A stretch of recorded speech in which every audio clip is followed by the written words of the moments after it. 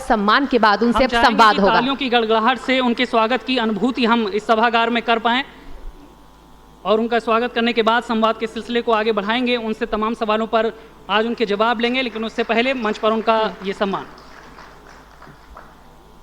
और आज कौशल किशोर जी मंच पर हैं, तो आज आपके मन में भी कई सवाल होंगे, क्योंकि मोहनलालगंज सीट से देखिए सांसद भी हैं, केंद्रीय राज्य मंत्री भी हैं, सरकार में रहे भी हैं, सांसद भी रहे हैं, विधायक भी रहे हैं और लगातार इन दोनों क्षेत्रों में रहकर काम करते रहे हैं और हार कभी नहीं मानी। देखिए शैलेंद्र सांसद कौशल किशोर जी ने लगातार हारे लेकिन हिम्मत नहीं छोड़ी और एक बार फिर से जब सांसद बने तो सरकार में आकर कैबिनेट में आकर उन्होंने एक अच्छा काम किया है अपनी जनता के लिए। बिल्कुल, तो हम चाहेंगे कि हमारे चैनल हेड श्री शुक्ला जी इस संवाद के सिलसिले को आगे बढ़ाएं और मंच पर हम उनसे उन सवालों पर चर्चा कर सकें जिनका जवाब जनता भी चाहती है। Over to you sir. Kaushal ji, आपका बहुत बहुत शुक्रिया कि आप उत्तर प्रदेश के इस मंच पर आए और हम लोगों का हौसला बढ़ाया।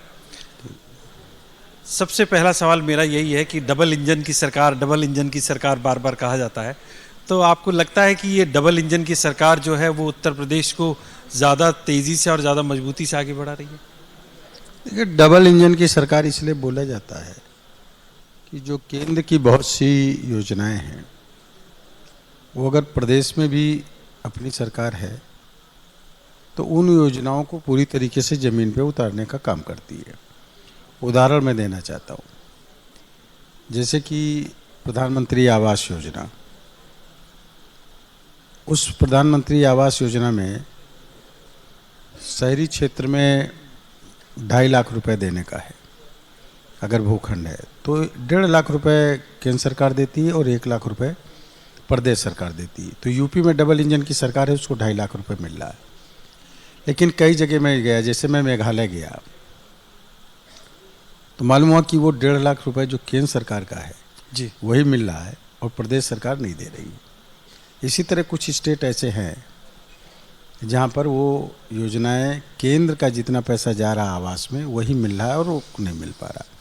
तो ऐसी स्थिति में उसका अच्छा मकान नहीं बन पाता। तो डेवलपमेंट जो है, विकास जो है, जो योजनाएं बनाई जाती हैं वो केंद्र सरकार में कि इतना हिस्सा केंद्र सरकार का रहेगा और इतना अंशदान प्रदेश सरकार का रहेगा, तो उसका फ़ायदा मिलता है। उसी तरह आयुष्मान भारत का है, जो लोगों को मुफ्त में इलाज देना 5 लाख तक के, तो कुछ लोगों ने नहीं लागू किया अपने यहाँ। तो ये डबल इंजन की सरकार में जो केंद्र सरकार की योजनाएं हैं वो पूरी तरीके से फलीभूत होती है। इसलिए योगी जी की सरकार में करीब 45 लाख आवास पूरे प्रदेश में मिले, लोगों को मिल गए, लेकिन उसके पहले लोगों को नहीं मिले थे। इसलिए कि उस योजनाओं को चाहते तो लगा सकते थे, तो अगर लागू करते तो निश्चित तरीके से बेनिफिट मिलता, प्रदेश सरकार को भी मिलता और केंद्र में भी जिसकी सरकार होती वो भी होता, दोनों को इसका लाभ मिलता है। क्योंकि हर योजना को ज़मीन पर उतारने का काम प्रदेश सरकार ही ज़्यादातर करती है। तो डबल इंजन की सरकार से इसका बेनिफिट है, इसका फ़ायदा है। एक बहुत बड़ी चुनौती भी है और बहुत बड़ी समस्या भी है रोज़गार। तो रोज़गार को देने के लिए क्या आप लोगों के पास योजनाएं हैं, और ख़ास तौर पर उत्तर प्रदेश के अंदर रोज़गार के नए अवसर किस तरह से आप देखते हैं कि उत्तर प्रदेश में नए रोज़गार के अवसर हैं? क्योंकि कोविड के बाद अनएम्प्लॉयमेंट एक प्रॉब्लम खड़ी हो गई थी, बड़ी समस्या खड़ी हो गई थी उत्तर प्रदेश और ख़ास तौर पर केंद्र सरकार के लिए। देखिए, इसको समझ लें अगर सही तरीके से हम लोग, तो केंद्र सरकार ने लोगों को रोज़गार देने के लिए कौशल विकास मंत्रालय का गठन किया पहली बार। उसमें लोगों को कुशल बनाना, ट्रेनिंग देना और फिर उनको रोज़गार भी उपलब्ध कराना। कई सेंटर हमारे लखनऊ में भी खुले हुए। उसके लिए लोगों को रोज़गार मिले। प्रधानमंत्री शिशु मुद्रा लोन योजना, 50,000 तक के लोगों को उसे बगैर गारंटी का लोन, 50,000 से 10 लाख तक बगैर गारंटी का लोन और व्यापार कर सकते हैं। एक स्टैंड अप योजना लागू की आदरणीय प्रधानमंत्री नरेंद्र मोदी जी ने 4 अप्रैल 2016 को, जिसके तहत प्रत्येक बैंक से एक महिला को, वो किसी वर्ग की हो, और एक शेड्यूल कास्ट, अनुसूचित जाति का, ये 2 तबकों को कमज़ोर मान करके किया उन्होंने। प्रत्येक बैंक से 2 लोगों को 10 लाख से लेकर 1 करोड़ रुपए तक बगैर गारंटी का लोन दे करके उन्हें उद्यमी बनाना। पूरे देश में 1.25 लाख से ज़्यादा बैंक की ब्रांचें हैं, यानी हर बैंक से 2 लोग उद्यमी बने, वो लोग जो गरीब तबके के लोग हैं, महिलाएं यानी 1.25 लाख महिलाएं और 1.25 लाख शेड्यूल कास्ट, करीब 2.5 लाख लोग जो बड़े उद्यमियों के पीछे ही सही खड़े हो जाने वाले लोग हैं। अब इनको उद्यमी ये बने, इनको लोन मिले, 1 करोड़ तक लोन लेने का है, 10 लाख से 1 करोड़ तक। तो जब ये करेंगे तो मिनिमम 10 लोगों को उस काम पे लगाना ही पड़ेगा जी। तो 2.5 लाख उद्यमी बने और उसमें 10 लोगों को लगाएं तो 25 लाख लोगों को काम मिल गया। इसमें बहुत से बैंक के लोगों ने इस योजना को धीरे स्लो किया, तो माननीय प्रधानमंत्री जी ने इसका टाइम बढ़ा करके 2023 कर दिया जी। तो पूरे देश के लोगों को रोजगार देने का, अभी सरकारी नौकरी में प्रधानमंत्री जी ने 10 लाख लोगों के लिए घोषणा किया, पहले चरण में 75,000 लोगों को दे दिया। आज पूरे देश में 71,000 लोगों को नियुक्ति पत्र दिए गए, जहां मैं भी अभी लखनऊ में CRPF कैंप में जी लोगों को बांट करके आया हूं। तो 10 लाख लोगों को सरकारी नौकरी इस तरह भी देने का काम। रोजगार में जैसे कि महिलाएं या कुछ लोग भी उद्यान विभाग से काम करें तो 2 लाख रुपए तक अगर लोन लेंगे तो 1 लाख रुपए की छूट है। मुरब्बा बनाना, जैम बनाना या खाने पीने की चीज़ें बनाना, कुछ भी बनाना, अगरबत्ती बनाना, मोमबत्ती बनाना, छोटी छोटी चीज़ें, छोटे छोटे कुटीर उद्योग खोलना, इसके लिए प्रधानमंत्री जी ने कहा वोकल फॉर लोकल, यानी जो स्थानीय उत्पाद हैं उसका उपयोग भी करें और वो उत्पादन भी ज़्यादा हो। तो इसके लिए हर गांव में इंडस्ट्री खोली जा सकती है। तो जैसे लखनऊ में ही मैं तय कर रहा हूँ इसको, प्रथम चरण में प्रयास कर रहा हूँ कि कम से कम एक छोटी मोटी इंडस्ट्री हर गांव में एक व्यक्ति स्थापित हो जाए। 912 हमारे यहाँ गांव पंचायतें हैं, वो रेवेन्यू गांव हैं, और टारगेट में हम लोगों का, हमारा कम से कम व्यक्तिगत इसको टारगेट बना के चल रहे हैं जिला प्रशासन से मिल करके कि 1 से शुरू करें और 10 तक कम से कम ले जाएं। तो 10,000 लोगों को लगभग इंडस्ट्री छोटी छोटी हो जाएगी, उससे लोग 2-4 लोग उसमें काम, परिवार ही लगेगा, तो इन सारे लोगों को रोजगार मिलने का काम होगा। तो रोजगार के संसाधन सरकार उपलब्ध करा रही है। सवाल यह है कि काम करने वालों की इच्छा शक्ति पर निर्भर करता है कि हम वो काम करेंगे कि नहीं करेंगे। एक प्रॉब्लम सबसे बड़ी ये है कि जो पढ़ा लिखा तबका है, जिनके घर में ये बता दिया गया कि भैया हमारा पढ़ करके डॉक्टर बनेगा, इंजीनियर बनेगा, IAS बनेगा, IPS बनेगा, सरकारी नौकरी करेगा और नहीं मिल पा रही, तो उसका माइंड सेट है पहले नौकरी के लिए, इसलिए वो संविदा पर भी काम ढूंढता कि 5,000 मिल जाए, 10,000 मिल जाए, 8,000 मिल जाए, वो काम करना चाहता है।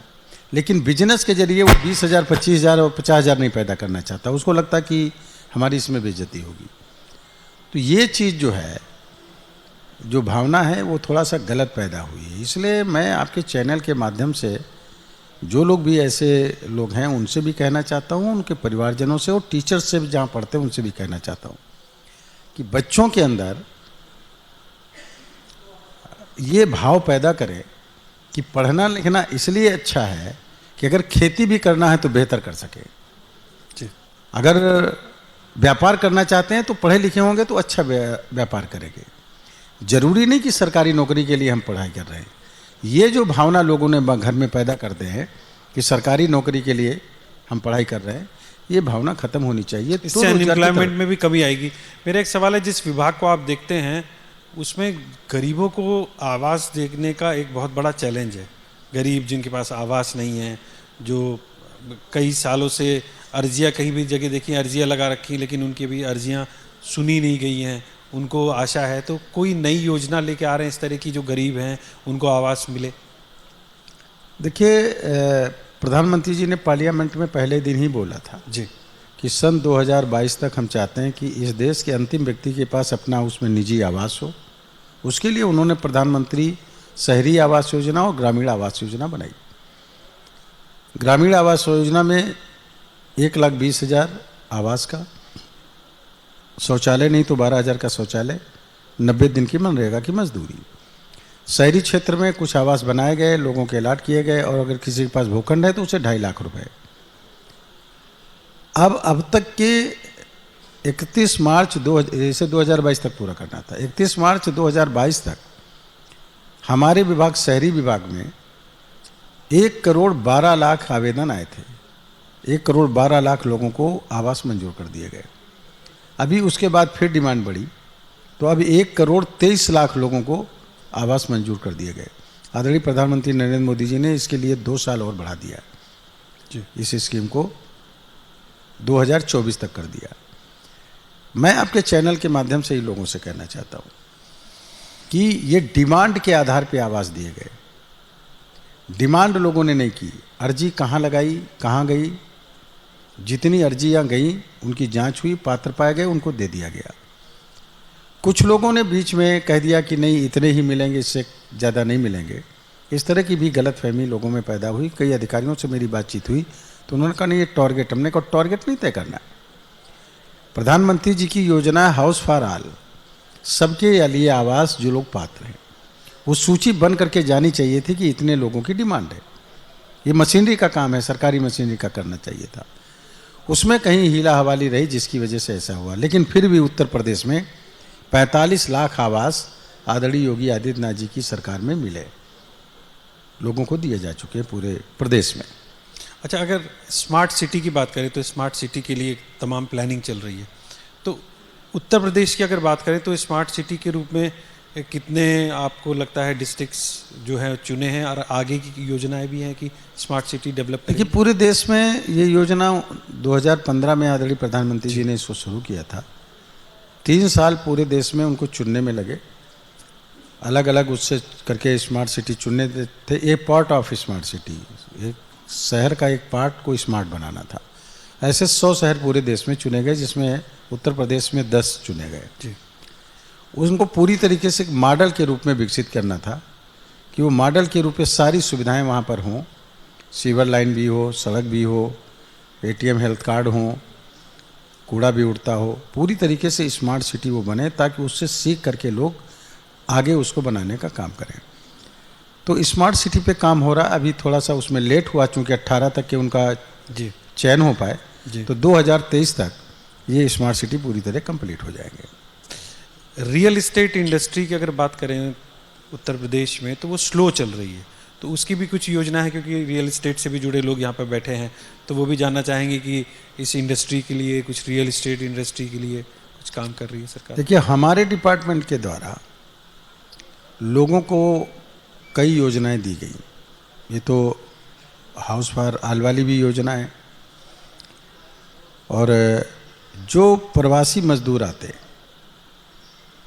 वो प्राइवेट बिल्डर्स को ये दी गई है। इस पर अभी शायद लोगों ने काम शुरू किया कि नहीं किया मुझे नहीं पता है, लेकिन एक योजना है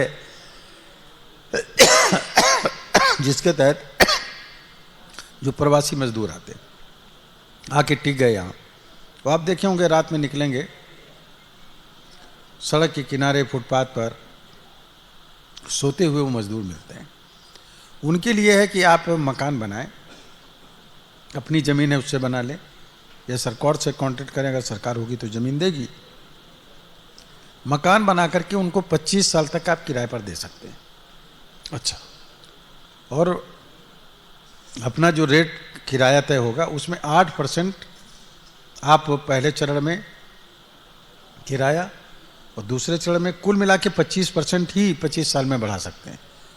ऐसे उन मजदूरों को आवास में मतलब प्रवास भी मिल जाएगा 25 साल के लिए, और बिल्डर्स भी अपना काम करेंगे। वो पैसा उन्हीं को मिलेगा जो बिल्डर्स हैं, उन्हीं को पता चला, उन्हीं को मिलेगा। तो इस तरीके से जो है। दूसरा ये है कि प्राइवेट बिल्डर्स जो है अपने आप काम अच्छे कर सकते उन लोगों के लिए जो मिडिल क्लास के लोग हैं, लोअर क्लास के लोग हैं, उनको भी आवास उपलब्ध कराने के लिए कर सकते हैं, मार्केट उनके लिए अच्छी बना सकते हैं। तो इस पर भी अगर काम करेंगे, क्योंकि ये आत्मनिर्भर भारत बनाना है और एक विकसित भारत बनाना है, तो उसमें सभी लोगों को जुड़ना होगा। सरकार, मीडिया, ब्यूरोक्रेसी, प्रशासन, जनता, बिल्डर्स, सभी विधा में काम करने वाले लोग, सबको एकजुट होकर के अपनी अपनी जिम्मेदारी निभानी होगी।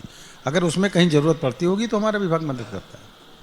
अच्छा, अगर उत्तर प्रदेश सरकार की बात करें, ये दूसरे टर्म की सरकार है, तो आपको लगता है कि उत्तर प्रदेश सरकार ने इंफ्रास्ट्रक्चर के मामले में उतना काम किया है अभी कि अभी उसको और ज़्यादा करने की ज़रूरत है? देखिए, आदरणीय योगी आदित्यनाथ जी ने जब आए तो सबसे पहले तो उत्तर प्रदेश में प्रॉब्लम थी कानून व्यवस्था की, जिससे इन्वेस्टर्स इस बात से परेशान थे कि वहाँ जाएंगे तो गुंडागर्दी ना हो, हमारी फैक्ट्री चलेगी कि नहीं चलेगी, हमारा उद्योग चलेगा कि नहीं चलेगा, हम कुछ करें तो होगा कि नहीं होगा। तो कानून व्यवस्था को ठीक करने का काम योगी आदित्यनाथ जी ने किया। और उसके बाद इन्वेस्टर समिट की यहाँ पर। उन इन्वेस्टर समिट के जरिए यहाँ तमाम लोगों ने पैसा इन्वेस्ट भी किया, लोगों को रोज़गार भी मिला। और आज लोगों के दिल में ये बात बैठी हुई है कि हम उत्तर प्रदेश में कोई काम कर सकते हैं, कोई प्रॉब्लम नहीं होगी। उसी के तहत एक जिला एक उत्पाद, तो हर जिले में एक उत्पाद से शुरुआत की, लेकिन ये धीरे धीरे गांव तक जाएगा। और मैं समझ रहा हूँ एक जिला एक उत्पाद, फिर एक तहसील एक उत्पाद, फिर एक ब्लॉक एक उत्पाद, और धीरे धीरे एक गांव एक उत्पाद, इस तरीके से नीचे तक जाएगा।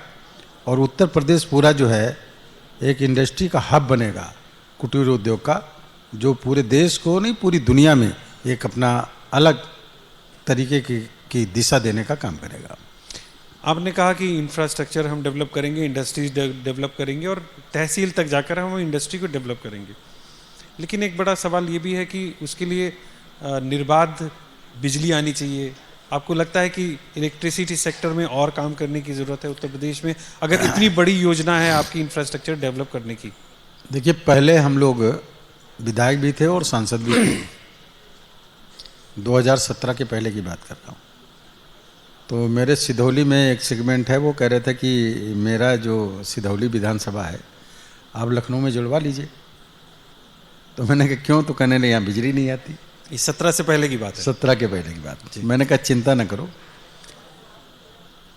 मगर उसके पहले मोदी जी ने सौभाग्य योजना लागू की, शुरुआत की, और उस सौभाग्य योजना के तहत पूरे देश के जितने गांव थे सब में फ्री में बिजली का कनेक्शन दिया। और ये तय किया कि तहसील पे 20 घंटे, ग्रामीण में 18 घंटे और शहर में 24 घंटे ये बिजली का वो किया। तो आज पूरे देश में और उत्तर प्रदेश के हर गांव में बिजली पहुंच गई, कनेक्शन लोगों के पास मुफ्त में लग गया, वरना पहले पैसा दे करके भी बहुत मुश्किल में मिलता था। तो कनेक्शन पहुंच गए। बिजली की समस्या थोड़ी बहुत कोरोना के पीरियड की वजह से जो रहा, ये संकट का समय रहा। तो हमारी सरकार और आप सब लोग, मीडिया के लोग, सभी लोग कोरोना से जूझते रहे और एक पूरी मानवता दिखाने का काम किया। पहले था लोगों की जान बचाना, उसके बाद आगे का काम करना। तो आप सब लोगों का रोल इसमें, मीडिया का रोल, कर्मचारियों का, अधिकारियों का, पुलिस के लोगों का, जनता का, सेना का, सभी का बड़ा रोल रहा इस देश को कोरोना से एक बहुत बड़े नुकसान से होने से बचाने के लिए। तो उसी तरीके से जो बिजली का निर्बाध होना शुरू होना चाहिए था, तो थोड़ा सा बाधित हुआ है, लेकिन आने वाले समय में निश्चित तरीके से बिजली निर्बाध रूप से मिलेगी और लोगों तक पहुंचेगी, ये कोई प्रॉब्लम नहीं आएगी। अच्छा, अब एक पॉलिटिकल सवाल। मायावती इधर ट्वीट करती हैं कि यहाँ पे दलितों के लिए उत्थान की कोई बात नहीं करता है। दलितों के लिए सिर्फ उन्होंने किया, जब उनकी सरकार थी तब दलितों ने उत्थान किया, उसके बाद उत्थान ही नहीं किया। और इधर समाजवादी पार्टी की जब सरकार थी तो वो भी कहते हैं हमारी सरकार में दलितों के लिए काम हुआ है। बहन जी का भी मैं बहुत सम्मान करता हूँ। और पहली बात तो दलित शब्द यूज नहीं करना चाहिए, क्योंकि डॉक्टर अंबेडकर का अगर सम्मान रखना है तो दलित शब्द का यूज नहीं करना चाहिए। भारत के संविधान में तो हर ट्वीट पे करती हैं। दूसरा बात ये कि डॉक्टर अंबेडकर के नाम पर लाई सरकार हो, डॉक्टर अंबेडकर के मिशन को पे कोई काम नहीं किया। डॉक्टर अंबेडकर का मिशन है जाति विहीन, शोषण विहीन समाज की स्थापना, मगर उन्होंने जातिवादी संगठन चलाए। खुद उन्होंने 9 अगस्त 2008 को लखनऊ में एक मुख्यमंत्री रहते हुए मीटिंग किया, जिसमें उन्होंने कहा कि जब तक मैं जिंदा हूं तब तक मैं पार्टी की अध्यक्ष, मैं जब नहीं रहूंगी तो एक वसीयत कर रही हूं, मुझसे 18 साल कम उम्र का मेरे समाज का आदमी वो इस पार्टी का राष्ट्रीय अध्यक्ष बनेगा, बाकी उन्हीं के समाज का कोई दूसरा नहीं बनेगा। तो जब इतना बड़ा पार्टी को प्रॉपर्टी बना के चलोगे तो डॉक्टर अंबेडकर के मिशन को कहाँ पूरा किया, लोगों के लिए काम कहाँ किया? उसी का नतीजा आज एक सीट जीत करके आएंगे। जो लोग अंबेडकरवादी हैं, जो बाम सेब चलाते हैं, जो बाबा साहब के मिशन को चलाते हैं, आज वो धीरे धीरे अलग होकर के भारतीय जनता पार्टी के साथ खड़े हैं। क्यों? क्योंकि आदरणीय प्रधानमंत्री जी ने कहा सबको आवास, तो आवास सबसे ज़्यादा किसको मिले? नंबर 1 पे शेड्यूल कास्ट के लोगों को, SC/ST के लोगों को, बैकवर्ड के गरीब तबके को, अपर कास्ट के गरीब तबके को। बिजली उन्हीं के यहाँ नहीं थी, गैस सिलेंडर चूल्हे उन्हीं को सबसे ज़्यादा मिले, किसान निधि सम्मान उन्हीं लोगों को ज़्यादा से ज़्यादा मिल रही है। ये डॉक्टर अंबेडकर का मिशन पूरा हो रहा है, तो उन्हीं के लिए काम हो रहा है। और यही कारण है कि आज वो जो है बीजेपी के साथ खड़े हैं, कमल का बटन दबाते हैं, उनका साथ छोड़ देने का काम किया। अगर समाजवादी पार्टी को ले लें तो कहा अंतिम व्यक्ति के चेहरे पे मुस्कान, ये मिशन था डॉक्टर राम मनोहर लोहिया जी का। केवल 18,000 आवास पिछली 2012 से 17 तक केवल 18,000 आवास पूरे प्रदेश में पास किए गए। लेकिन कब्रिस्तान जहाँ मुर्दे दफनाए जाते वो 1 लाख से ज़्यादा बनाए गए। एक कब्रिस्तान के एवरेज में ले लें तो 4 आवास बन जाते। अगर किसी को खुश करना था, हम कह रहे 4 लाख आवास बनते, जिनको खुश करना चाहते थे उन्हीं को 4 लाख आवास दे देते। हर कब्रिस्तान में एक हैंडपाइप लगाया तो 1 लाख लोगों को हैंडपाइप मिल जाता। तो आप किन लोगों, जिंदा लोगों के लिए काम कर रहे हैं कि मुर्दा लोगों के लिए काम कर रहे हैं? चेहरे पे मुस्कान किसके ला रहे थे, मुर्दों के या आदमियों के? ये सवाल है। तो जो जिसके मिशन को लेके चल रहे हैं उन्हीं को समझने का प्रयास नहीं कर रहे हैं। तो आप केवल कमेंट करना है, टॉन्टबाजी करना है, उल्टे सीधे कमेंट करना, आरोप लगाना है। लेकिन आदरणीय प्रधानमंत्री जी ने डॉक्टर अंबेडकर का भी मिशन पूरा कर रहे हैं, डॉक्टर राम मनोहर लोहिया जी का भी मिशन पूरा कर रहे हैं, अंतिम व्यक्ति के चेहरे पे मुस्कान। पंडित दीनदयाल उपाध्याय जी का मिशन अंतिम व्यक्ति का उदय, उस पर भी काम करने का काम कर रहे हैं। इसीलिए सब लोग कहते हैं हर हर मोदी, घर घर मोदी। तो 2024 की जो चुनाव होने वाले हैं, उत्तर प्रदेश में आप कितनी तैयारी देखते हैं? क्योंकि आप उत्तर प्रदेश से हैं, वैसे तो आपको देश के कई और स्टेट का भी दौरा करना पड़ता है। अब चुनाव के सिलसिले में गुजरात भी थे आप, पिछले दिनों मेरी बात हुई थी। उत्तर प्रदेश में किस तरह की तैयारी देखते हैं? आप लोग तैयार हैं पूरी तरह 2024 के लिए? देखिए, हमारी पार्टी सेवा ही संगठन के तहत लगातार काम करती है। हर समय कुछ ना कुछ काम जो है। विपक्ष तो ये भी कहता है कि आप लोग हमेशा इलेक्शन मोड में ही रहते हैं। सही कहता है, उनको भी रहना चाहिए। हम लोग हर समय, पार्टी काम देती है कि जनता के बीच में जाओ, लाभार्थियों के बीच में जाओ, किनको ये मिला, किनको ये लाभ मिला कि नहीं मिला, कितने लोगों को मिला, उनकी सूची बनाओ, उनसे बात करो, इस लाभ के मिलने से आपको क्या फ़ायदा हुआ, आपको क्या खुशी हुई। तो सबसे बातचीत करना, ड्यूटी लगाना, काम करना, लोगों के बीच में जाना, लगातार पार्टी काम करती। इसीलिए किसी भी समय चुनाव हो जाए उसके लिए हम लोग तैयार रहते हैं। और इस बार भी जो है 75 से ज़्यादा सीटें हम लोग उत्तर प्रदेश में जीत करके आएंगे। आखिरी सवाल, उत्तर प्रदेश की 6 महीने की सरकार को आपको कितने नंबर देना चाहेंगे?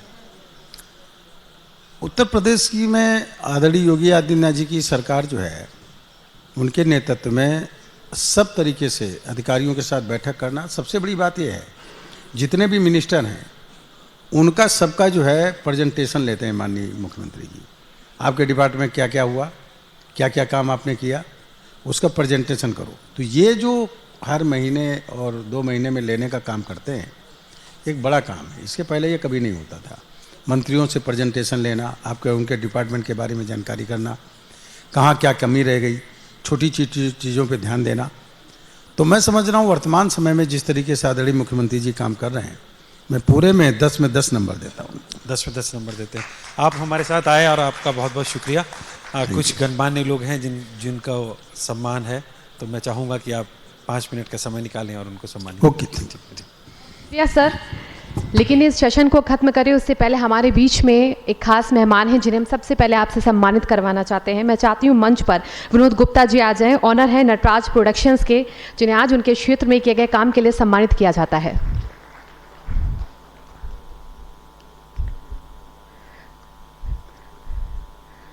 तो अपने क्षेत्र में लगातार निरंतर कार्यरत रहे, समाज में रहकर समाज की बातों को सामने रखते रहे हैं। और आज माननीय हमारे जो मेहमान हैं सांसद जी, आज उनके हाथों द्वारा, उनके कर कमलों द्वारा उन्हें सम्मानित किया जा रहा है।